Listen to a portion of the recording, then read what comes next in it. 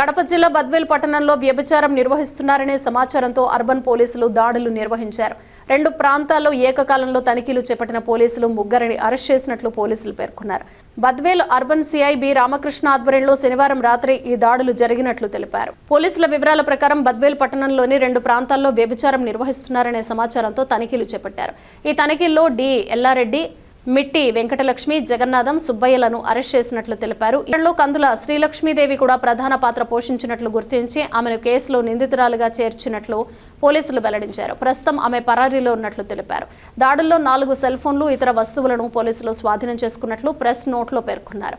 ఈ వ్యవహారంపై 2 కేసులు నమోదు చేసి దర్యాప్తు కొనసాగిస్తున్నట్లు తెలిపారు. ఇక దాడుల్లో గుర్తించిన 5 మహిళలను పునరావాసం కోసం కడపలోని వన్ స్టాప్ సెంటర్ కు తరలించినట్లు పోలీసులు వెల్లడించారు.